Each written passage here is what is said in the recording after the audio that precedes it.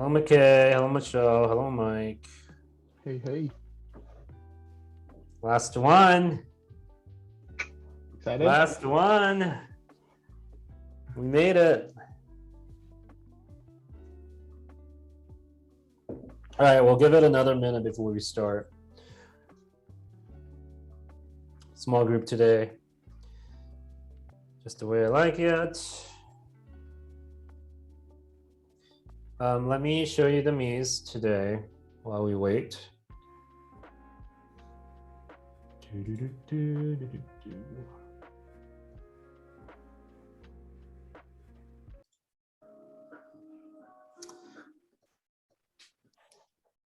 So you'll want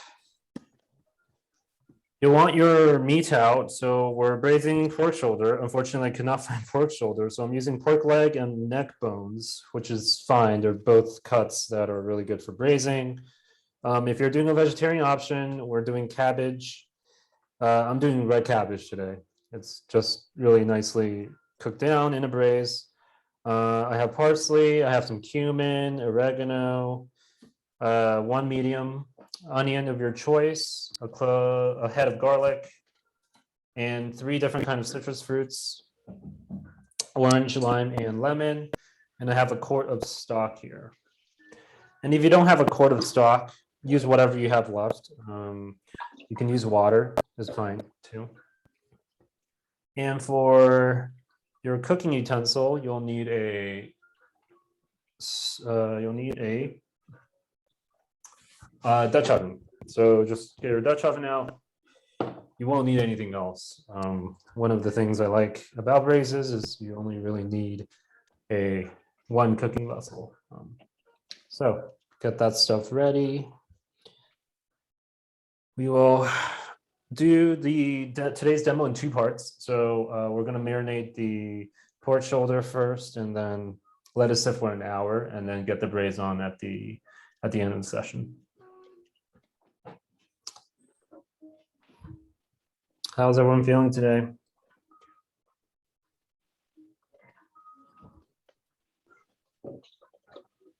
Good.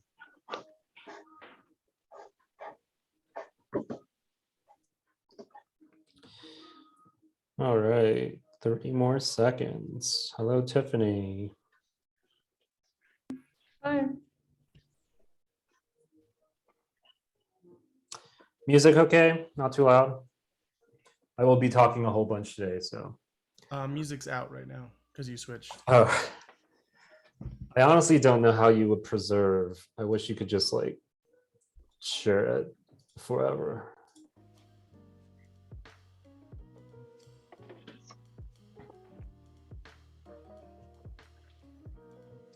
All right, let us begin. So I want to share my screen.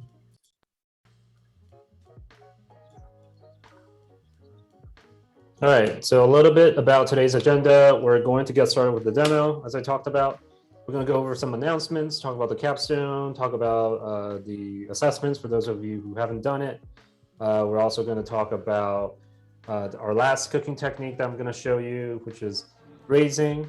And then we'll dive into the theme of this week, which is mostly just about actualization. How do you like establish your home cooking practice? And also improvisation. When you looking through a fridge, what should you expect to see, and how do you then sort of spin meals out of that, right? And then we're going to end with our braising demo. It's going to take at least 2 to 3 hours, depending on how thick your cut of meat is. So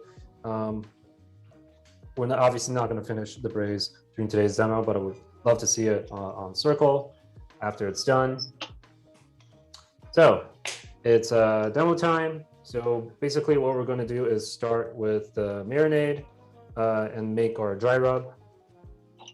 So let's switch over to the demo. And is the music still on or off?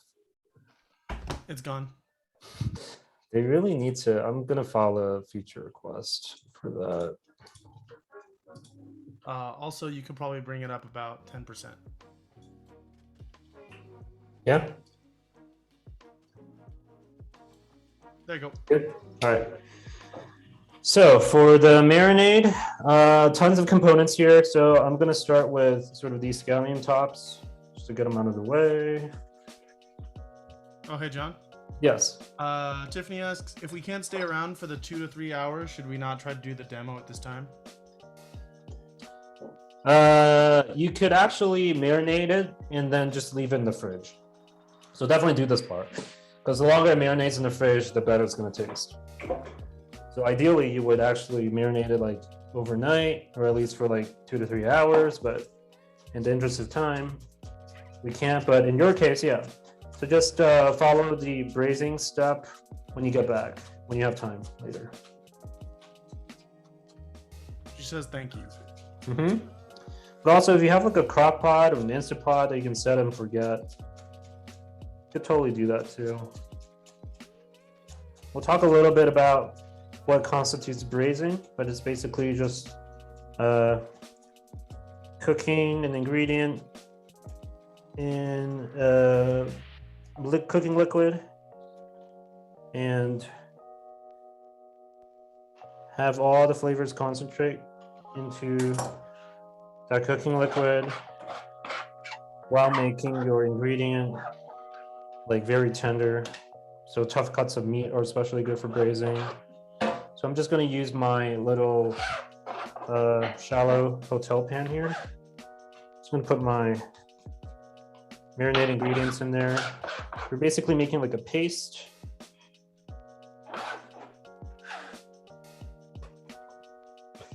And like you, I'm making this recipe for the first time, and it's for a teaching purpose. So I'll talk a little bit about that later. And you're also going to mince, I'll do a whole head of garlic.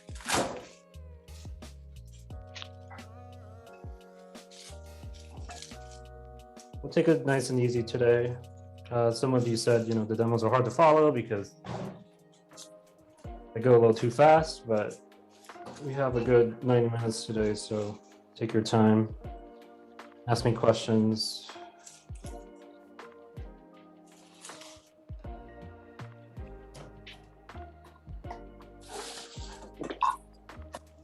This part where I peel the garlic is going to be a little loud.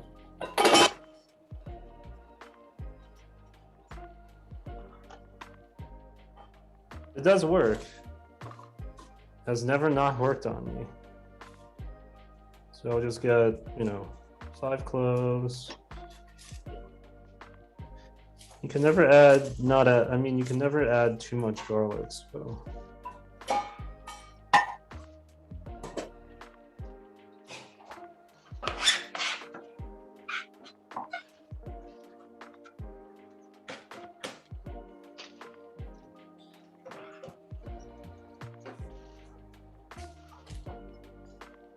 When we mince garlic, it's good to take kind of the root off. Just make it easier to mince.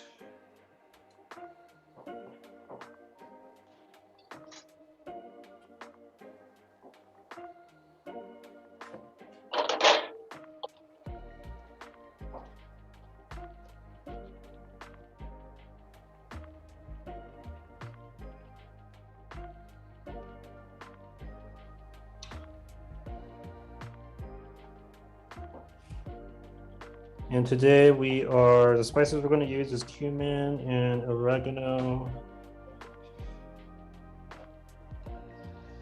Some of you have asked about, how to learn more about how, spices work together. I'll talk a little bit about that later in the lecture portion, but in general, I find if you want to be more academic about it, there's a primer called the Flavor Bible.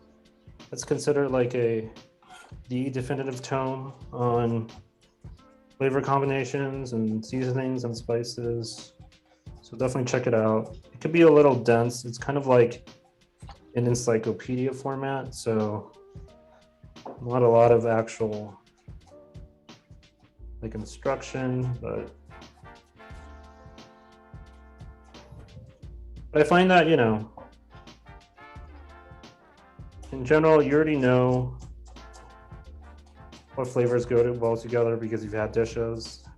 You're not going to invent new flavor combinations. Like, you know, humans have been cooking for thousands of years.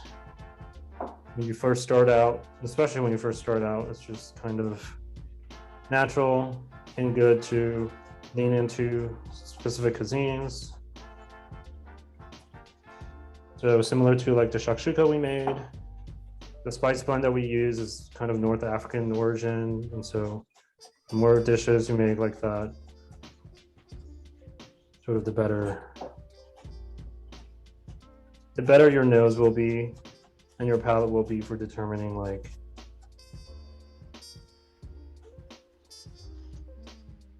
you know what seasonings go together to kind of resemble a particular cuisine or dish.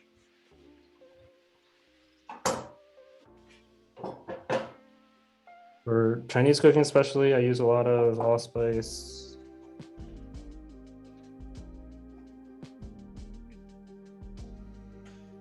Also, when you're mincing this much garlic, you could also just use your microplane or a box grater.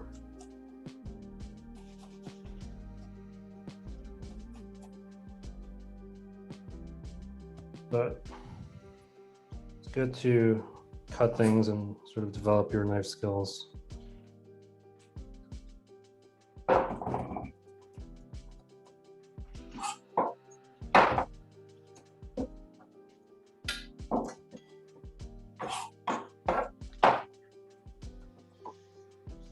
Feel free to ask me any questions. We only have probably like 3 hours left together, so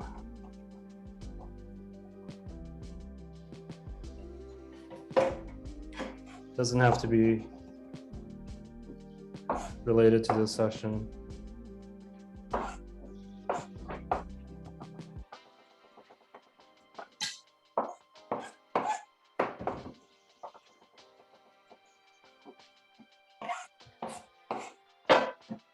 Just gonna put your minced garlic with the scallions.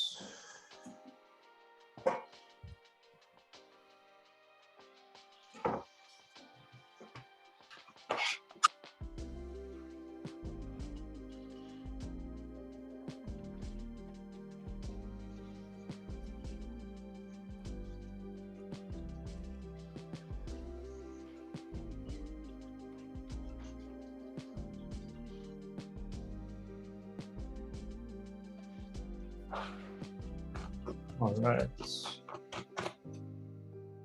I think the recipe called for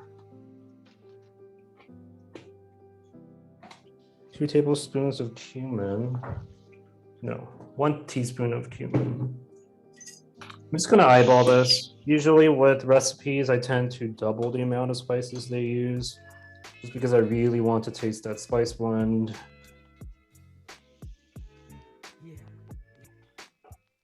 And there's a technique called blooming in which you are actually kind of cooking the spices in oil to kind of accentuate their flavor. And when you don't bloom spices, a lot of times you have like old spices in your pantry and they don't taste as, you know, pungent. So I would just, you know, for the sake of affect, add a ton of spices because you really want to taste it. The worst scenario is like you use all your spices and you're precious about them and then they don't really come through in the final dish. So, and also another shopping tip is I prefer to buy spices in bulk because then I don't have to be too precious about it. So I can, you know, experiment and add, you know. So I'm not worried about like me running out of paprika because I already have, you know, I have a pound of paprika in my pantry. So add your oregano, add your cumin, and then we're gonna zest some citrus. Take your microplane out. Use a box grater. You could also use a peeler. You don't have a microplane. So we're gonna do zest. We're gonna zest the lime. We're gonna zest the lemon. We're gonna zest orange. Make sure you wash. This is the only instance where you kind of have to wash your citrus fruits, is if you're zesting. And this adds kind of a dimension to the dish that otherwise would not be like just capturing the juice. So what you want to do is you want to hold your microplane steady and then just turn with your hand holding the citrus fruit. And you don't want to get too down into the pith because it starts to get bitter. You just want to do nice even strokes across. Let's do half of this. Honestly, when I zest, I'll just zest the whole thing. Hey, John. But, yeah. Any suggestions for what to swap cumin for if needed? What else do you have? You could do. It has a. I don't know if there's a. Like a. You can leave it out if you want. Oh yeah, totally. Well, my whole ethos is if you don't like cumin, it's probably because you haven't had cumin prepared in a good way. But yeah, totally feel free to leave it out. I would put like paprika. Definitely put paprika, or if you have turmeric. Coriander is a good one too. Has that earthy, nutty flavor that cumin has.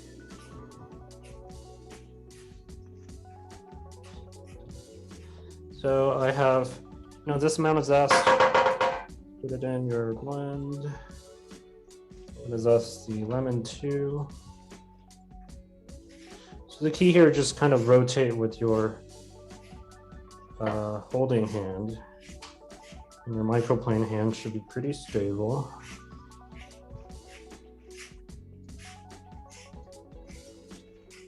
The lemon, do some lime.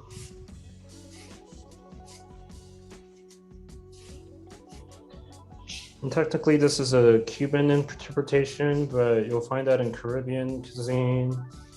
They like to use their citrus fruits in a lot of their sauces and braises.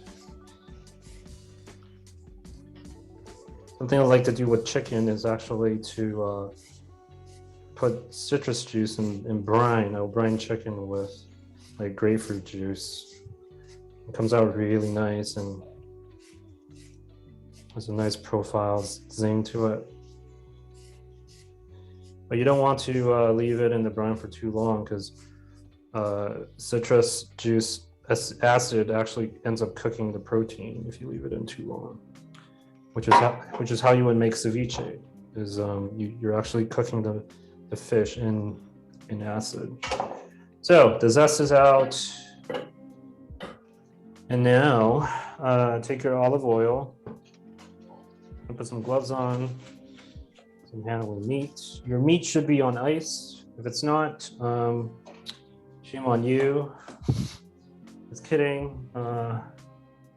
When you're working with meat at room temperature, you always want to make sure it's on ice. And we're gonna have our salt and pepper.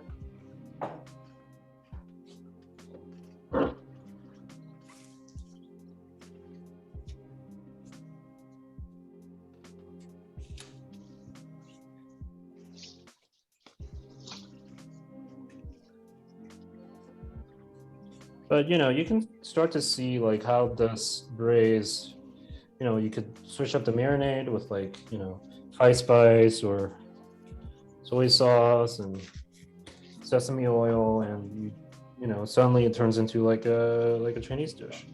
So just gonna take the meat out. So with the meat, you want to drizzle it with olive oil.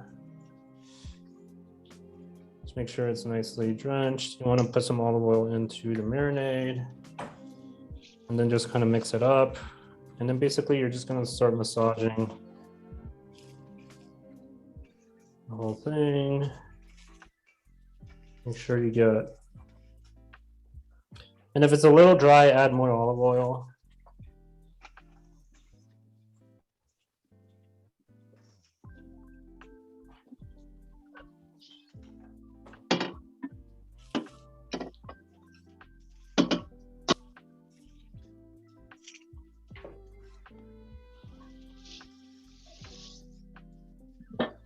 And with braising, because it's such a long cooking process, the best cuts of protein are usually the ones with a little bit of fat. You don't want it to be too lean because otherwise the meat's going to dry out. You want some of the fat to render and keep the meat moist.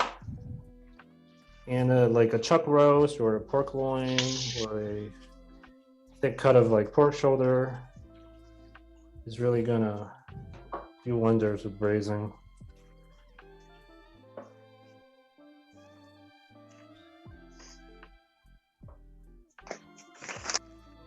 So after you have kind of this dry rub, thoroughly coating your meat, I'm just going to season this with salt and pepper and then rub it all over again. Be very liberal with salt because you want it to penetrate. The thicker the cut of meat, the more salt you want.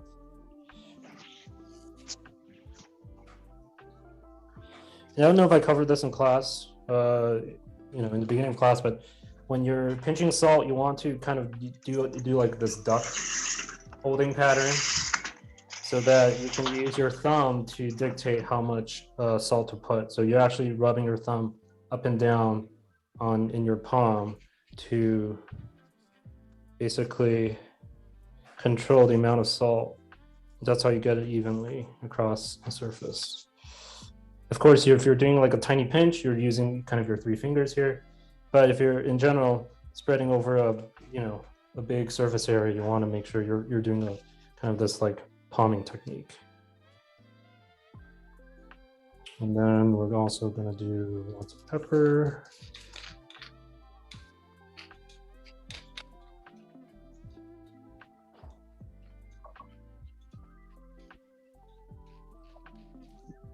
Just to give it a nice toss, season the rest.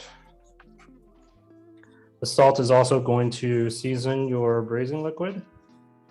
So be very generous with it.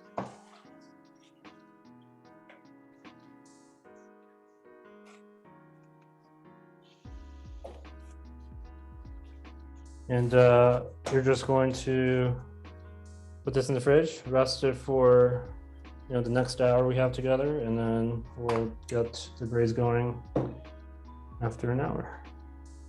And if you can't do the braise, if you can't be around to watch your oven for 2 to 3 hours, then put it in the fridge and pick up when you come back when you have time.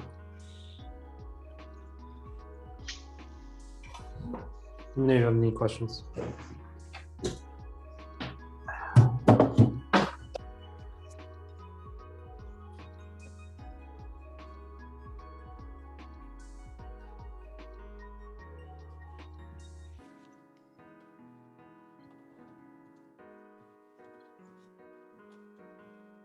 But in general, I like to do a braise every Sunday, just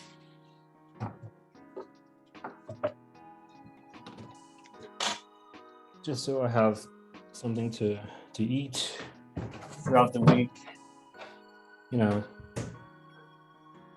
With a big cut of pork shoulder, you can put it on tacos, you can put it on rice bowls. All right, how's everyone doing? Is everyone's pork shoulder in the fridge? Do we have any people doing the vegetarian option with us today? Okay, Tiffany, sorry, did you end up marinating the red cabbage? Yeah, I will show you right now. So with the red cabbage, I'm going to cut it in half, lengthwise.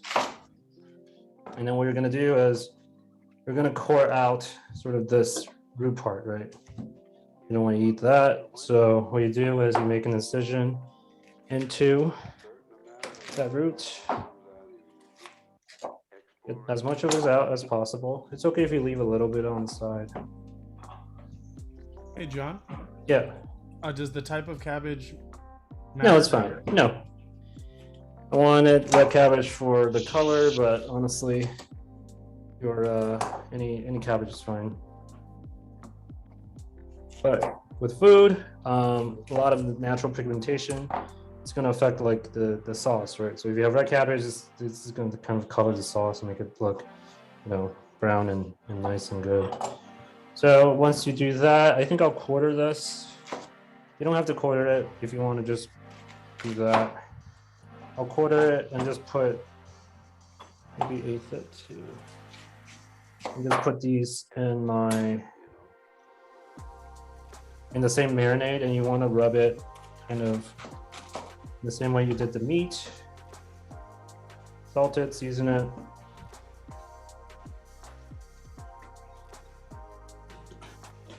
I don't think I have enough space in my Dutch oven for all of these slices, so I'll just put like 2 maybe.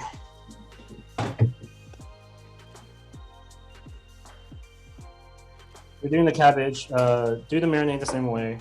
I'm just gonna, for the sake of time, I'm just gonna we'll skip that part for me.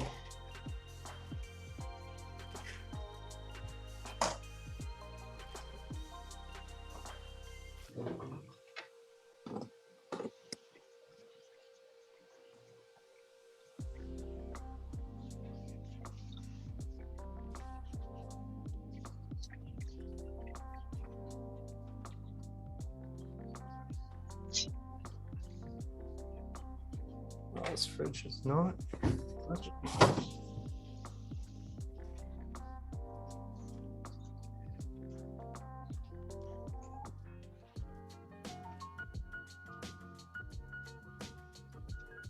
How's everyone doing? Your pork shoulder in the fridge. And ideally, you'll go for like at least 2 to 3 hours. You could do it overnight if you want, and it will taste even better. You're basically doing like a dry brine with the marinade. So you can if you want. Just be careful not to. Tiffany asked if it's okay for the cabbage to put the marinade in between the leaves. Yeah, definitely do that. If it doesn't cause, the leaves to like start separating. But you're doing sort of the seasoning on the outside so that they can eventually penetrate and also reduce down into the sauce. So it's not super necessary to put it between the leaves because it's going to cook for a long time. You're going to get that really nice, rich, citrusy sauce. All right, clean up your station. We'll come back to it in 30 minutes.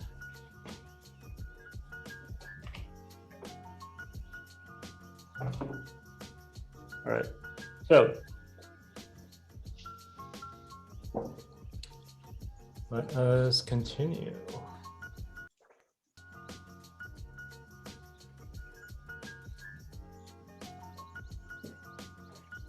Let me know if you need more time. We can wait. Is everyone good?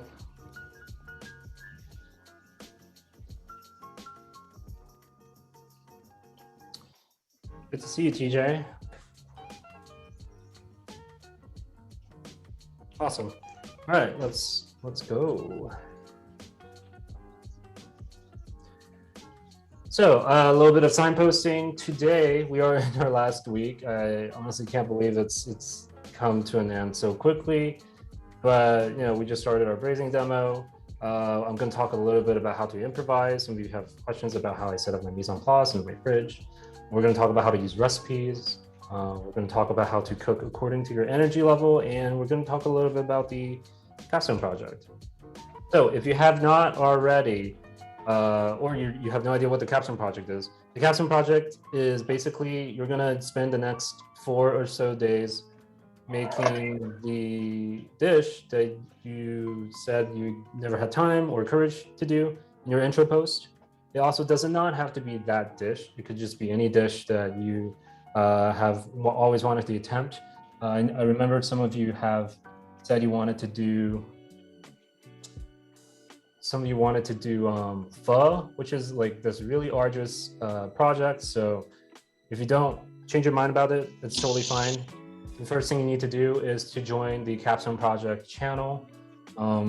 Basically, that's going to be our intensive small group for doing the Capstone Project. So if you can do that, if you're interested in doing that, please join the channel. I'll give you more details later today. But basically, you know, Monday, Tuesday, Wednesday are kind of your days to do this. Obviously, you shouldn't take so much time to do. So maybe the person who wants to make pho, because the broth would take like 24 hours, maybe you should switch to something else a little bit more time constrained. That's that. If you're following this asynchronously, feel free to do this too. This is basically like the main dish I'm gonna challenge you to do this week. And I'm also going to be keeping tabs on this channel even after the course ends to provide any support. And also just, you know, feel free to share this even if you're not doing this live with us. So a little bit of housekeeping. If you haven't done your skills assessment midpoint, do it now. We're at the end of the course. So technically this is also your end of the course assessment. If you have done it, I'll ask you again to do this after the course ends. And so you get sort of 3 snapshots of what your skills look like. But I know a few of you haven't done it yet. So if you can, please do this. And also the midpoint survey, I've gotten a ton of great feedback from you. And I super appreciate people taking the time to write like neat essays on how I can improve. I super appreciate it. So if you haven't done this yet, only 9 of you have done it. So, you know, the rest, 20 or so of you, if you have 5 minutes, just take 5 minutes to do this to help me improve for the next round. So a little bit about braising. I think I teased a little bit in our sort of marinating demo earlier. So what is braising? Braising is a hybrid wet-dry cooking technique that involves simmering meat and vegetables in a small amount of liquid in a covered pot to sort of concentrate and enhance the liquid's flavor and tenderizes sort of tough cuts of meat, right? And it's kind of my favorite cooking medium in general because it involves dry cooking. You know, you're searing the protein to get that really nice browning going on to get all those flavor compounds. We're also using a cooking liquid. It could be water, it could be stock to really concentrate the flavor, and you get a free sauce out of it. And it's just a really nice way to break down really tough cuts of meat. And it's kind of what cooking's all about, right? So how do you braise? There are 3 simple steps. Every braise begins and ends the same way. No matter if you're like braising something, you know, like a Chinese chicken thigh, or, you know, braising like beef stew, you know, English beef stew, it's the same thing. Any recipe that says otherwise is wrong. And we're going to talk a little bit about how you can spot those fallacies. But 3 steps. First, you are going to brown the meat. You're going to sear the protein, or in the case of the red cabbage, you're going to sear the vegetable to get that nice, you know, browning notes going. And the reason is because when you cook in liquid, we're not going to get a high enough temperature to get that Maillard reaction going, right? So you want to make sure you sear the protein first to get those nice flavor compounds. That only happens when you get Maillard reaction. And then secondly, we're going to deglaze, and we've done this in the past, which is basically we're just going to scrape off the brown bits on the bottom of the pot so they don't burn, and they add and enhance the flavor of your sauce, right, at the end of the braising. And the third is just braising, right? Basically, braising involves covering with enough liquid to cover the protein. They're not boiling, so you know you want the sauce to reduce, so don't add too much. I would add maybe to 90% of the protein, leave the top slightly exposed so that it gets some of that oven heat. And you're just going to transfer into the oven and cover it up in the pot. And we're going to do that later. So what can you braise? You can braise basically anything with a little bit of fat content in there. You could braise cabbage, you could braise chicken thighs, especially is good braise. You could braise, you know, fatty cuts of beef, fatty cuts of pork, especially pork shoulder or pork belly. And the sky's the limit here. And it's also just a really nice like one pot dish that you can make, especially if you buy like a whole roast. That'll last forever. You can freeze whatever you don't eat. Any questions so far on braising?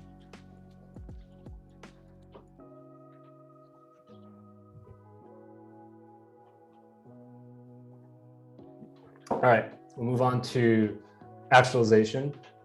The theme of this week, I will talk a little bit about actualizing. It's actually really simple. You already know. So the first thing is people have asked me like, what flavor combinations are good? How do you know what, how do I make better tasting food? I think everyone has their own idea and definition of what, good food and flavor combination tastes like. I asked you in your intro post what some of your favorite dishes are. So you already have an innate sort of intrinsic sense of your ideal palate, right? So like lean into your palate.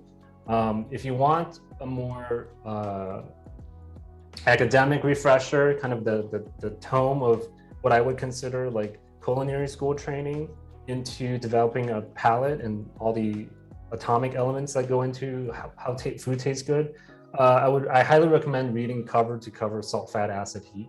A lot of my curriculum design has been informed by a lot of what I emphasize and sort of hammer on during my demos has been informed by Samin's book.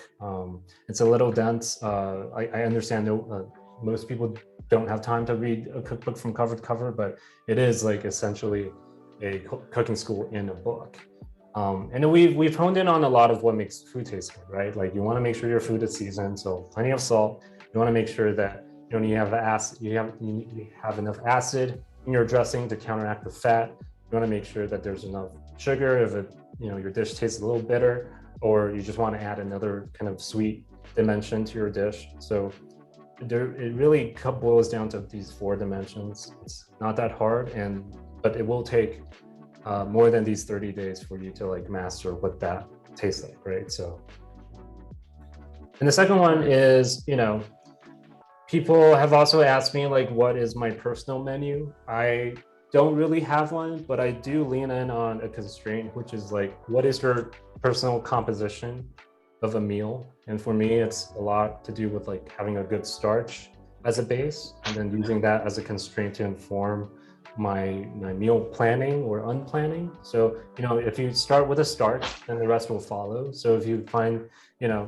you like having pasta with a lot of your meals, then get the best pasta setup possible to remove all the friction it takes for you to make pasta, right? So maybe get like one of those basket strainers so that you're not, wasting time like trying to strain your pasta. For me, that's rice. I cook rice maybe like 3 times a week. So I invest in a rice cooker. It makes that like a 2-minute process instead of like, having to watch it like a hawk on the stove. Beans are a good one. Noodles too. I have always on rotation noodles. So, find your staples and you'll find your like personal menu. So these are kind of your constraints that you kind of have to work off of to make like not planning easier. And the last key is a counterintuitive kind of ethos I preach is like the more you cook, the easier it gets. Like when I stop cooking for a while, it actually becomes really hard for me to get back into it because I start to lose all of those things I've built up in my fridge, right? So all the atoms that I've had, like the croutons and the pickled shallots and all the things I've broken down, all the stock I've made. The more you cook and the more you build up like your pantry and your existing kind of available meals, the easier it gets, right? Because you can just put stuff together without having to like cook everything from scratch.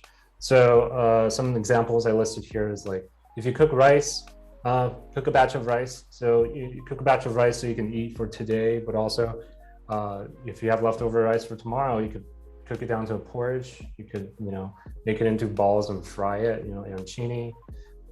Similar with stock, you can make stock and then have it be a base for your noodle soup. And tomorrow you can use it to braise. And with smaller, projects like pickled shallots, like it could be today's taco topping and tomorrow it could be your garnish for your, salad bowl. And also the brine that you pickle the thing in could be a brine for chicken. So, it may sound counterintuitive, but honestly, the more you cook, especially if you cook every day, the easier it'll get. And it may not seem like it now, but if you keep doing it, it's going to feel a lot easier.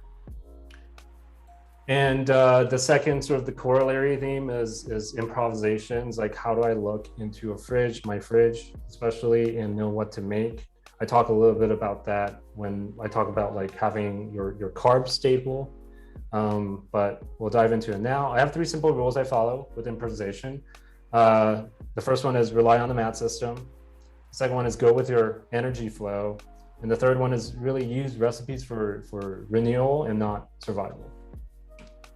So what is relying on the mat system? The mat system is just means all the things. And the kind of disclaimer here is that you don't want to means too much just as you go, and only when it improves your workflow and doesn't detract from it. So this picture on the left is usually what my fridge looks like. It's not like completely hyper organized, but it's organized enough such that I can look into the fridge and tell you like what I have to use and what I have available to me. So on the top, usually I have stuff that's like, you know, cooking wines and stocks and things that, you know, are kind of like food additives. I also have my herbs, or, you know, things that, you know, go bad quickly will surface to the top.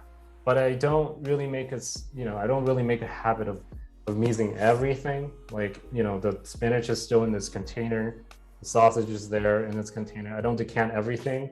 Most of what I keep in to-goes and quarts are things that I've prepped or are leftovers. And that gives me a sense of like direction in terms of like, okay, so I have, you know, pasta left over to use, so I'll try to think of a way to maybe I can make like a pasta salad or something with it. But having the labeling system allows me to basically look at it and tell you like what I need to use now. And so that takes some of that decision making away. The whole point of the system is to allow you to be the laziest cook, right? Like you want to work smart, you don't want to work hard. And of course, I don't claim to have the perfect system. It needs to work for you. So like, I think it was Melissa or Tiffany said that, you know, they find that freezing stock in quarts, sometimes when they defrost it, it's a little too much. They don't use that much stock at once. So yeah, use the system to your advantage. Like put them in the cup or the pint containers, right? I'm not here to tell you how to use the system. I'm here to basically give you a very modular process by which you can start to tailor this to your own preferences, right? And on the last point, elevate your means by doing small projects. When you have idle time, you know, when you're boiling pasta, you have 10 minutes. In 10 minutes, you can totally pickle shallots, make croutons, roll up some compound butters, you know, just always be on the lookout for things you can do to help preserve, like not only not waste ingredients, but also enhance meals down the line, right? And this is an important part is, you know, go with your energy flow on related to kind of how do you stay lazy is I like to cook according to my energy level. And this is something I find baffling about most people who meal plan or like have their recipes planned out by week. Is like, how do I know on Thursday I will want to make like a chicken parm? What if I'm like too depressed to do anything about it? So my whole, you know, ethos is like sustainable home cooking is all about embracing like the ebb and flow. And I separate this into 3 tiers, right? So, you know, when you're tired, you don't want to cook. I have freezer foods that I had prepared, you know, months in advance. So that could be like burritos or dumplings or like lasagna I've frozen. You know, I make a batch with lasagna, I freeze half of it for later. And those are for the days that you just don't want to cook, but it takes, you know, 5 minutes to heat something. And it's still home cooked because you've made it and it's not loaded with preservatives and it's still, you know, just as cheap as if you perhaps, you know, cook something that day. And when you are, you know, on an average day, if you're not tired and you're just, you know, kind of want to cook for survival, that's what I call wired. You are able to assemble like from your available means in the fridge. So, you know, similar to like the fridge I showed you, this is when I'm, you know, wired enough, I look into the fridge and I think of ways I can like dress up a salad or something and put everything together.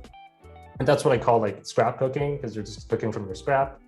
And on days when you have a little bit more energy and you have like a chunk of time that you can spend in the kitchen, that's what I would call like inspired time.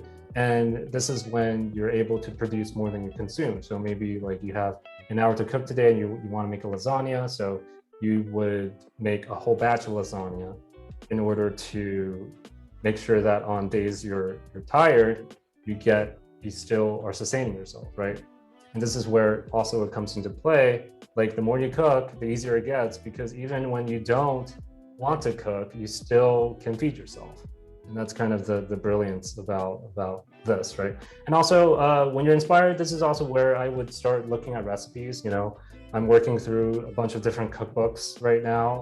I would just pull from a new recipe in order to kind of expand my horizons, and that's like another recipe you can add to your repertoire for later.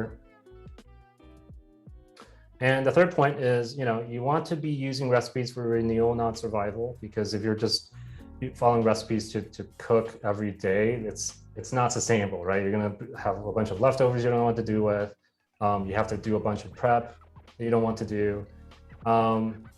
So you want to use your recipes to learn on days that you feel inspired, but not necessarily to feed yourself. Is how I think about it, because I don't, like 80% of the time, I'm not following a recipe. I just put together whatever I have in the fridge. And my whole thing is the best recipes are found in cookbooks. So I would highly recommend you search, you know, learn from cookbooks and recipes, because they are actually vetted, and you know, someone has to edit it, someone has to test it. Most recipes online are garbage, and I'll show you just, you know, the pork shoulder recipe that we're following today is kind of trash, even though it's on a reputable site. Because there's no friction, there's no barrier, there's no vetting that needed for someone to just throw a recipe out there. And here are some of my tips for following recipes. You want to use cookbooks to kind of build up your cuisine-specific pantry. So, you know, this Mr. Jew's cookbook is a really good introductory crash course into like Chinese American cooking. So in the beginning, they'll tell you like what things they put in their pantry. So you'll get like rice vinegars and soy sauces and stuff like that. I find cookbooks to be a really good entry, like entryway into cuisine-specific foods, so that, you know, once you build out that pantry, you can start to improvise along the lines of like that particular cuisine. And the second tip is, you know, trust your intuition. And I say this with a caveat, because that intuition is going to change and grow and improve. But, you know, I'm talking about intuition as in what I've taught you throughout this course is like, you know, how to brown something, how to season something. When there's something that doesn't seem right in a recipe, chances are you're probably in the right, because a lot of recipes are not vetted online, you know. And the third thing is just double amount of spices of aromatics used. A lot of times, like, you wonder why something comes out bland, and because like maybe your spices are going old. The recipe developer is scared that, you know, if it's too spice forward, it's going to turn people off. But in general, I find that, you know, if you want to develop your palate for like other cuisines, especially regional cuisines and cuisines that you're not familiar with, just make sure to pack in the flavor and pack in the seasoning, so you get a sense of what that kind of profile is all about. Hey, John. Yeah. We have a couple questions back. Mhm. First, how do you decide what liquid to deglaze with between red, white wine, sakes, Chinese cooking wine, etc.? Yeah, so when it comes to deglazing, it really comes down to what kind of like note you want to impart. So something like a Chinese braised dish, you'll want to use like a rice cooking wine, just because that's kind of the flavor profile you associate with it. And for something like a coq au vin, you want to use red wine, because that red wine kind of is more of a French affectation, and it'll help color the sauce, right? So you get a nice rich brown sauce. But in general, like, you can use water to deglaze. Basically, the deglazing is there so you lift all the brown bits on the bottom, called fond, out into the sauce so that it doesn't burn. Instead, kind of enhances the flavor of the sauce you get at the end. All right, question 2. Mhm. What about the New York Times cooking recipes? I don't like them. I think they're garbage. A lot of them are not. It's not very technique focused, and I don't like them. I don't like that they're behind a paywall and they refuse to pay the New York Times. So I would rather support like cookbook authors. But that's just my personal take. If you like New York Times cooking, that's totally fine. I can't stand them. So A small follow. Small Yes. follow-up. Do you keep cooking wine specifically, or do you just have like a leftover bottle? I use cooking wine a lot, mostly because like I cook a lot of Chinese food, so I'll use like Shaoxing wine and rice wine, and also like mirin. I use a lot, or sake. You know, I like to keep sake around for Japanese dishes. It's also really hard to get wine in Utah, so I will go to the Chinese supermarket and just load up on cooking wines. That's kind of the only wines I can get without too much trouble here. Cool. Any more questions? Sorry, we got a backlog, but yeah, we're good. Yeah, oh, no worries. Yeah, so here's kind of my teaching moment. Is like this recipe we're doing today is from the James Beard blog. I don't think it's a very good recipe because it left out the browning part. So again, like just learning how to use your intuition, knowing like what are the fundamentals of what you should be looking for. If a recipe leaves out particular, a step that you know will enhance the flavor of the final dish, that's what you want to do. So we're actually going to brown our meat today, which is not covered in this recipe. But you should use recipes to kind of discover, to expand your pantry and to kind of expose yourself to kind of different ways to prepare food, right? But in general, like techniques, like you can substitute, you can deglaze with Chinese wine here, and then you can substitute the rub with like allspice, and now you have a very like Chinese forward dish, right? Add a little bit of sugar, add a little bit of rice vinegar, and now you have a very like Chinese forward dish. Would not be considered Cuban. So that's kind of my spiel here. All right, so we are going to do the second part of our demo. Before that, do we have any more questions? I'm going to switch to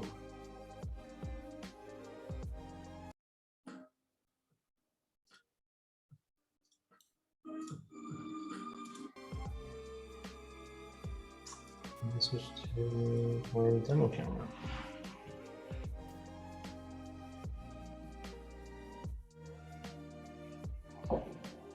All right, so you want to take your pork out or cabbage. And you want to get your oven on for 350 Fahrenheit. So get that going. And you can technically, braise on the stovetop, but what happens when you braise on the stovetop is that the bottom of your cooking vessel gets all the heat, right? And so it leads to kind of uneven cooking, especially if you're cooking at a higher temperature. You can technically do it at 300 to 350, but in the oven, the air, the heat actually comes from all sides, right? So it leads to very even cooking. Plus, having your oven on, you just kind of can leave it and set it and forget it. On the stove, you kind of have to watch it so it doesn't bubble over. It just becomes a whole thing. Oh. With this, we're gonna preheat our Dutch oven, or you can use a stainless steel pot too. And you want to get this hot because we are doing the browning step. And you want this properly preheated so that we get that nice and brown. One of the cardinal kind of sins most people do commit when they first start, to cook is like they'll put too much protein in there, and then the protein releases liquid, and then it just kind of stews instead of browns. I see this happening more with when you're like cooking a pasta sauce and you're trying to brown your ground meat. What happens is you put too much ground meat in there, and it just all the liquid seeps out, and you start to like stew the meat instead of brown it. Look at that nice and hot. And you want to get your neutral oil out. Just do a pretty healthy, enough to cover the bottom. You don't need too much.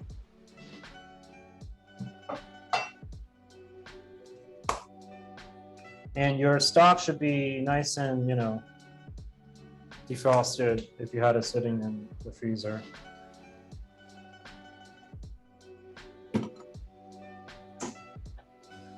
So while that pot is getting heated,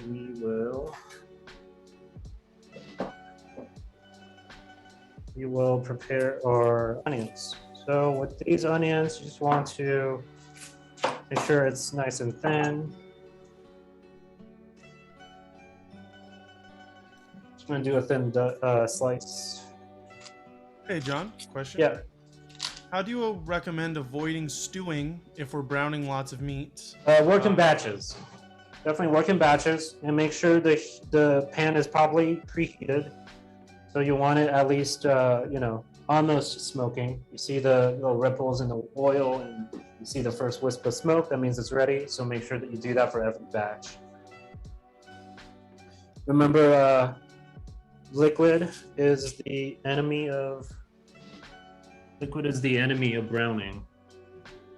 Because as long as there's liquid in the pan's not going to go above 212 Fahrenheit. I have a problem with my stove.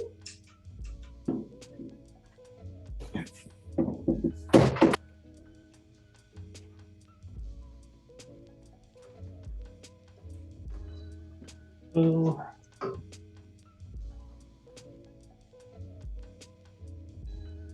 right. And get your pan nice and hot. Just gonna dice half of this onion because it's really big.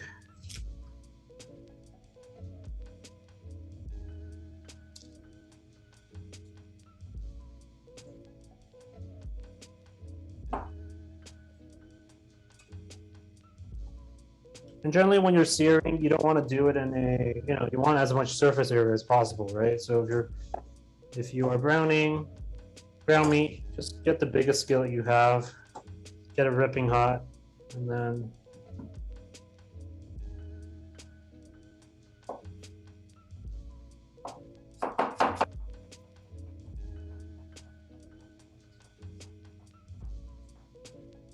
so then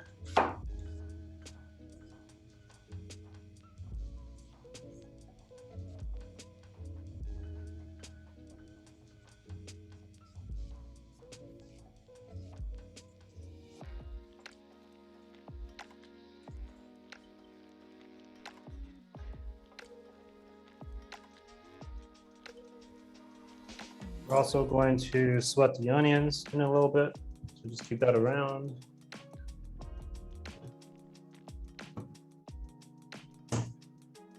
Your oil should be wisping. It's definitely ready, so I will get my meat and I have my tongs here. Yeah, I'm just gonna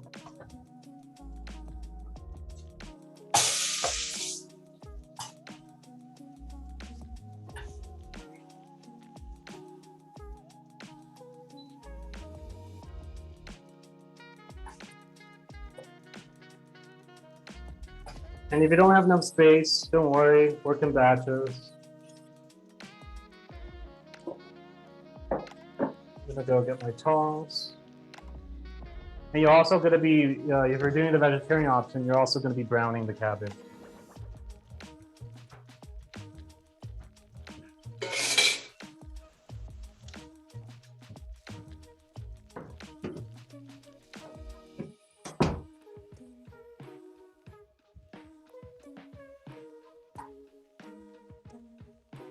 And the key to browning is you don't want to touch it. Just make sure it's hot enough. Let it do its thing.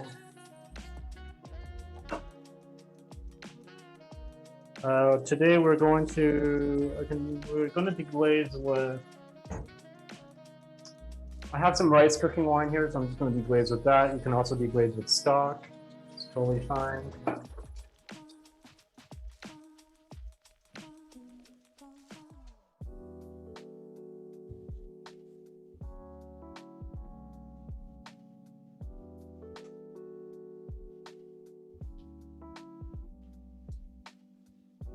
Usually when you have, a big braise like this, I like to serve it over like tacos. We still have the pickled shallots we made last week, so do that. Some cilantro on it. Make some, rice. How's everyone doing? Things browning properly. So, after maybe a minute or two, check on the color. You can see it's like browning a little bit. That's the color you want. I'll let it go for a little more. But remember, you want to brown at this stage because once you start braising it, a lot of it is going to be browned by water, so it's never going to brown.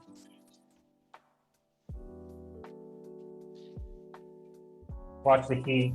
You don't want it like smoking. You just want it hot enough to get the Maillard reactions going.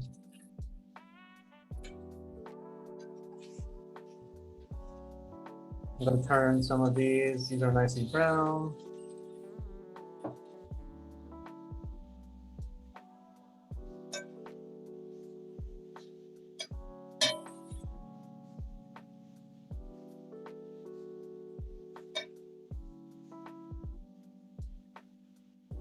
And at this point, you should start to see like these little brown bits sticking to the bottom. That is the good stuff.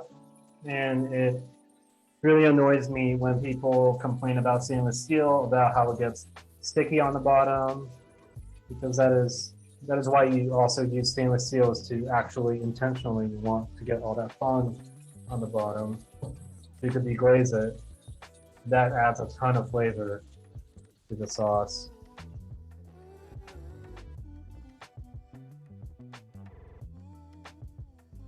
Let me know if you have any questions.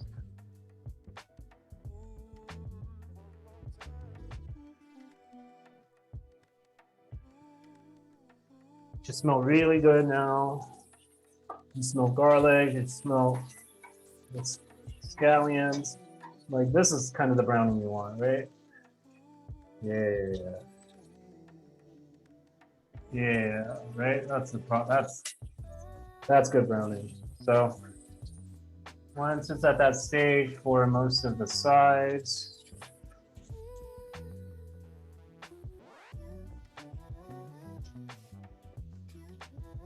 I'll just take these out. I have one big piece of leg.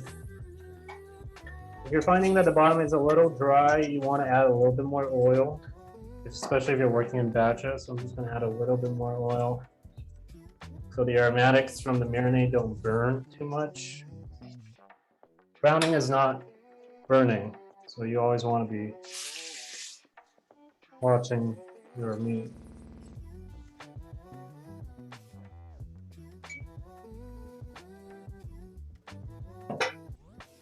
Something I didn't cover before is like, you can also use, like cooking doesn't have to be such a lonely endeavor. It could be a way for you to invite someone over, your friends, family. If you're making like dumplings, I like to make that like a social event. And at the end of it, everyone goes home with like, 2 pounds of dumplings for food. Like, meal prepping does not have to be a weird, socially isolating thing. How's everyone doing? Tiffany, doing good?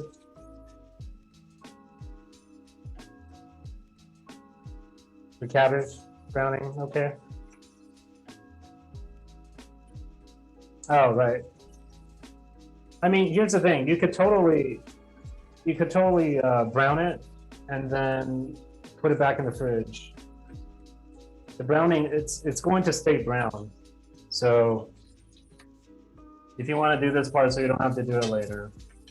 And then later when you take it out of the fridge, what you want to do is just boil the stock and then, cover it and then put it in the oven.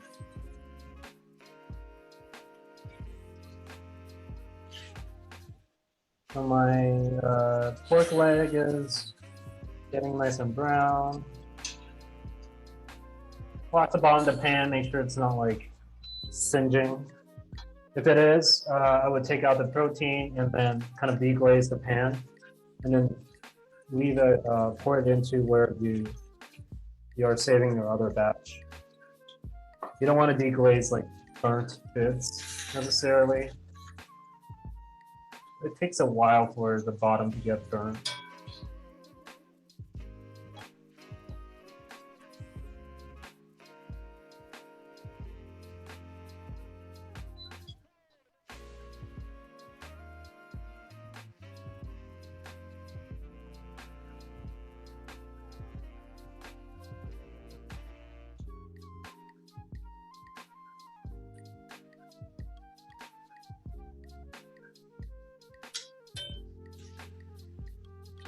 All right, for the sake of time, I'm just gonna say this is nice and brown.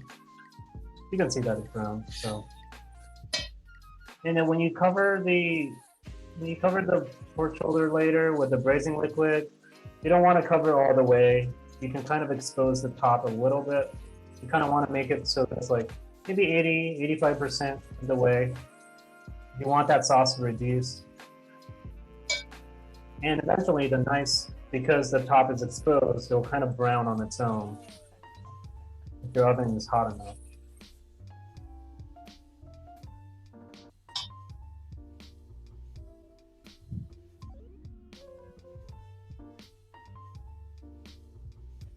Feel free to ask me any questions. We have plenty of time today.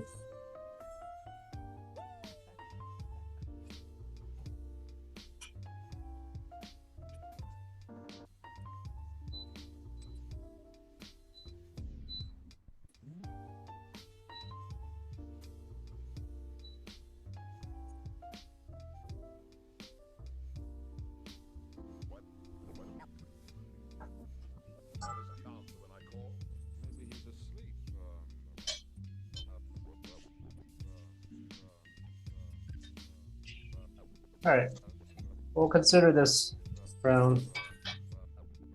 Take too long. Why doesn't he answer when I call? Maybe he's asleep. Maybe he's dead. So now the deglazing part. You want to take it off heat, and we're just gonna pour a swig of the rice wine I have here. Of course, you can do stock, you can do water, you can do red wine, white wine, whatever wine you have.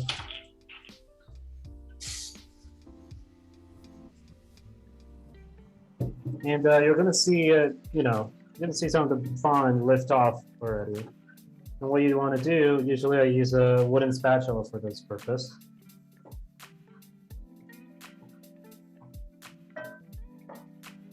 Michael asked, if a honing steel is part of the sharpening process, a honing steel does not sharpen your knife. A honing steel does exactly what it's meant to do. It hones the edge of your knife so that it keeps your knife's sharpened edge sharp, but it does not sharpen your knife.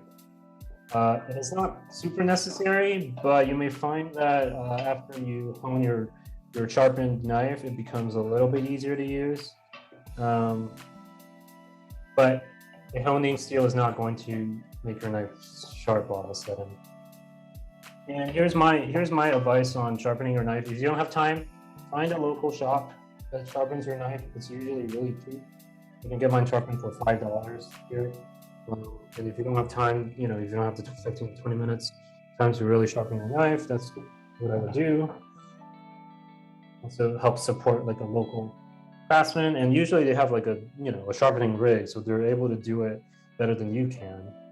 But the longer you keep your knife dull, the more time you'll need to sharpen it. It's kind of like a flat tire on a bike. But I will highly recommend you keep your knife sharp always, because that's how most accidents happen, is when your knife is dull and then your knife goes places you don't want it to go when you're making food. I'm pretty impressed with the little green thing. Right, yeah, the little green thing is like $6 on Amazon. It's kind of a pull. If you have a relatively sharp knife, it keeps your knife pretty okay between sharpenings. but it does not really put a new edge. If you find that you can't, it's like if you can't really feel your fingerprints at all, like it doesn't even register, then it's time to go to a nice smith or get that whetstone out. Okay, so now that it's deglazed, we're going to pour it. I'm gonna pour it with the rest of the brown meats. You can see how rich and dark it is. You want to save all of that.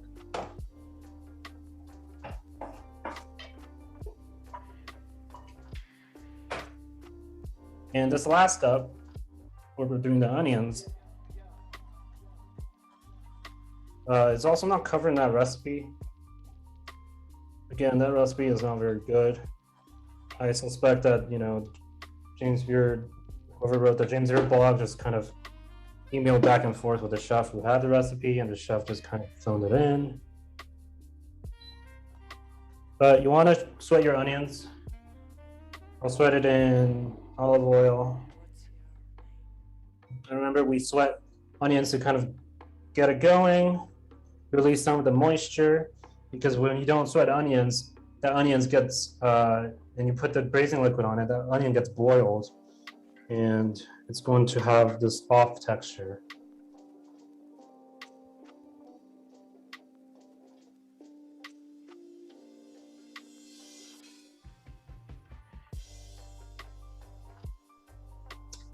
So you're sweating the onions just to get some of that initial moisture out.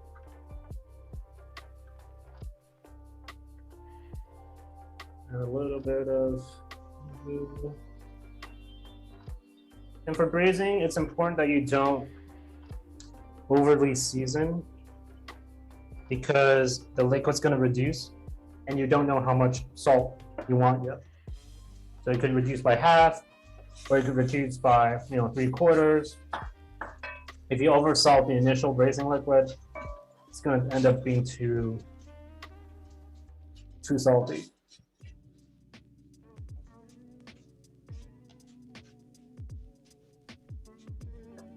But this step, you could also add carrots, you could add celery, you could add whatever vegetables that are good when stewed.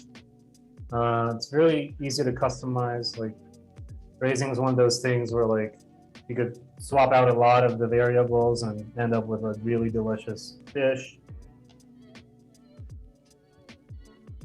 There's a dish in Taiwanese cuisine called Taiwanese home cooking called ro fan, which is braised pork belly. It's like a classic comfort food. I make it a lot. But for that braising liquid, you would add dark soy sauce, light soy sauce. You would put fried spice in there. But every culture, every cuisine has its own braised dish, right? And you start to see that same pattern going across. So when you see a recipe, for I don't know, a French, a coq au vin, you'll know what to do.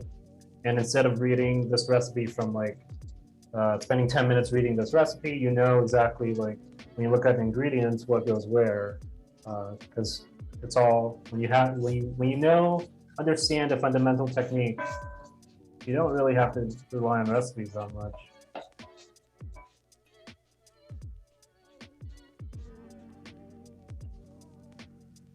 Onions are getting opaque. You can see all the moisture getting cooked out. Hey, John. Yep. Is it also considered braising when you use minced/ground meat? You could braise, I would use a very high fat percentage ground meat, because what happens when you braise is that you're cooking over a long period of time, and if it's too lean, it's gonna dry out, right? Which is why it doesn't take much, because ground meat is so small. It doesn't take a long time for the meat to cook. If you want, versus something like, you can definitely, like something for a bolognese sauce, definitely some ground meat in there. You definitely want that reduction. You want to basically cook it down so that it's like nothing. But the cut of ground meat I would use is like very high in fat, because that's how the lean part of the meat stays tender.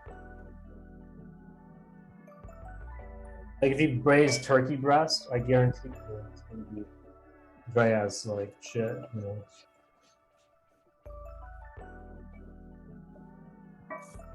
But it's also, you know, you braise until the meat is done, right? So, you know, for this pork shoulder, you're just gonna, after 2 hours, you're gonna check on it, see if it hit like 155 to 160 Fahrenheit. And if it has, it's done. You don't want to overcook it. So the onions are sweated. Just gonna add the meat back.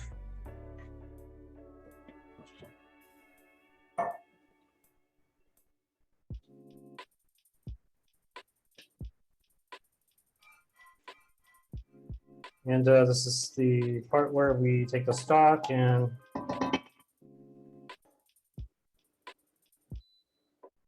we pour in the stock.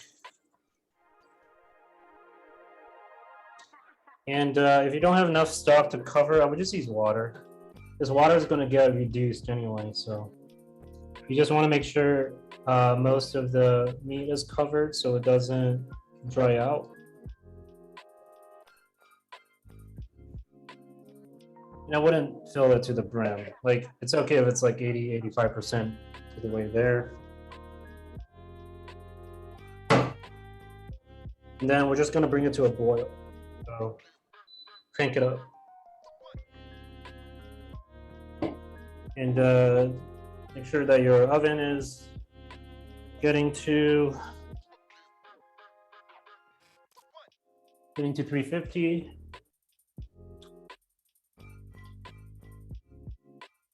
And once it brings to a boil, you know, take it off the heat, cover it, and then stick it in your oven for 2 hours. Ideally, you're there around to check every hour, see how it's progressing.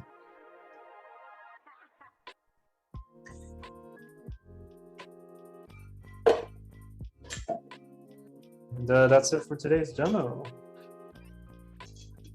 Oh, right, I have some cabbage. Same thing with cabbage. Brown each side. I'm gonna put some of that cabbage in here too.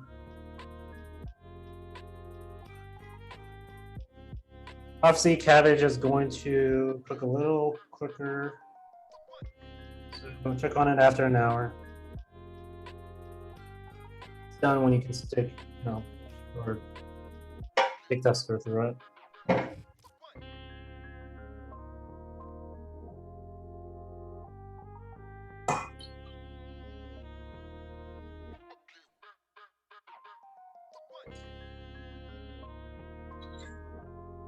Questions?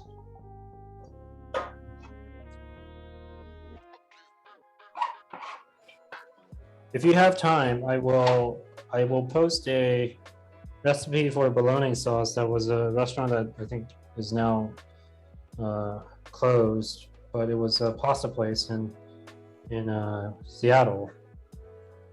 Some of the best pasta I've ever had, and they published their bolognese recipe online. I will post that to the general channel. Incredibly labor intensive, but it's so good, and you can make a huge batch of it, freeze it, and when you feel like having bolognese, you know, thaw it, and it's you know, it's an amazing dinner. Yes, El Corvo, Matt. Right, I met Matt in Seattle, so yeah. And the recipe is really good. It's you get really close to how they make it. We're just waiting for the pot to boil. I don't need to show you this part.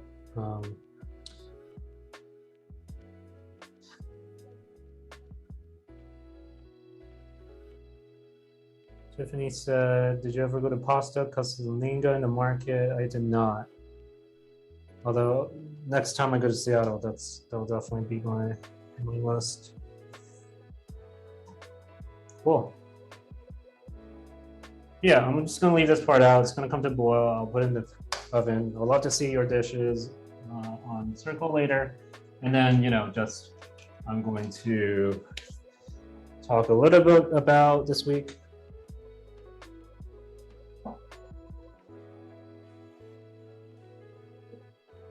Up left.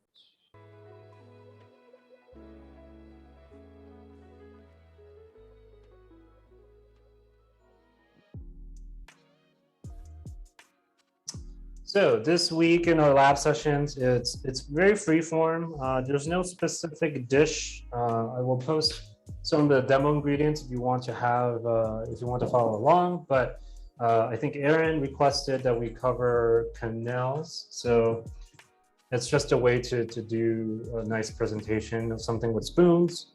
So we'll do that. I will demo with like a quinoa salad. So I'll boil some quinoa. I'll mix it up with a vinaigrette and then make canals out of it. I will also make canals with like yogurt. So that's a nice thickened sauce that you can make canals out of. I'll show you 2 ways to do it. And then on the next demo, I will also show you how to do supremes, which is a way to cut out these wedges of citrus fruits. So if you did, or zest today, just save those. Don't eat it, just save it so we can do the supreme demo. And then if we don't have any, if you don't have any requests for me, I will do maybe a gastrique demo, which is a sauce made from vinegar and sugar. And I will also talk or maybe demo like flavored oils. How do you like jazz up your oils for presentation purposes? So a lot of this is about like nice, fine dining techniques, how to dress up your plates. I'll also use the hour to do a short Q&A. I know some of you have questions. So if you have any requests from me, things that you want to see, stories you want to hear, in the general channel, there is a request thread, so comment on it. Thank you, Aaron, for kicking that off. And on Thursday, we will share out, for those of you who can make it, we'll share out our capstone project. I'm going to be attempting a beef Wellington, as well as Aussie. So we'll both be sharing that out on Thursday. It'll be interesting. I have never tried it. I've always wanted to do it. But for those of you who are doing the capstone, if you can, please make that session just so we can hear you talk and share. And Thursday is also when I wrap up the course. I'll give you all the resources from all the resources from the course hub, so that you have everything you need to kind of go off on your own and sort of start this next leg of your cooking journey. I will also talk a little bit about the future of this course and what I plan to do with it. But spoilers, you get free access. If you want to take this course again, you have lifetime access to future cohorts of this course. But jury's still out on whether I do this again. So that's it for today. Hey, John. Yeah. One quick question in the chat. Yes. You said you're looking for the meat to finish cooking. Are you also looking for the liquid to reduce a certain amount, or can you use it to serve with? Or is You the are, liquid just to cook? yeah, you are using the oven to reduce. So this should be reduced. Here's the thing, if it's not reduced by the time you take the meat is done, then you take the meat out and then you just let it sit in the oven. Keep cooking until it cooks down to like a very thickened consistency.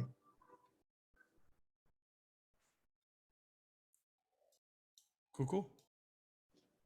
But this is why I have a lot of meat in here, which is why I chose to cover it. But usually you don't want to cover up too much because then the meat is going to get done. You want kind of the sauce to reduce and the meat to finish at the same time. So, and here's the thing, you could also, if you want to speed it up, take the meat out, and then just put this pot on the stove, and then reduce the sauce. And then now you have a really nice sauce to use it with. If you don't have time to watch, if you don't want to put this back in the oven for it to reduce. But that's how I would do it. And usually you can use this base to, add a little vinegar, add a little bit of lime juice, mount it with some butter, and then make like a proper sauce out of it. This is also why I love braising, because you get tons of components for a dish just with one kind of cooking technique. So now this is like, you can start to see it simmer. You want to kind of like simmer a little bit more, just because like you want this to be at as high of a temperature as possible when you put it back in the oven. So yeah, it's ready for the oven. Cool. Well, that's it for today. Hope to see you in the Capstone channel. I will be in tight, communication with you guys. Use me as a resource. Like if you are starting like ramen or something, which might be intimidating, let me know. I can help you out. We'll figure this out together. But my teaching time is officially over for this course. So for the next couple sessions, we'll just do a little bit more self-directed stuff. Yeah, that's it for today. Any questions before we sign off? Cool. Thank you for tuning in. It has been a pleasure. Learned a lot. I hope you did too. So I will see you guys later.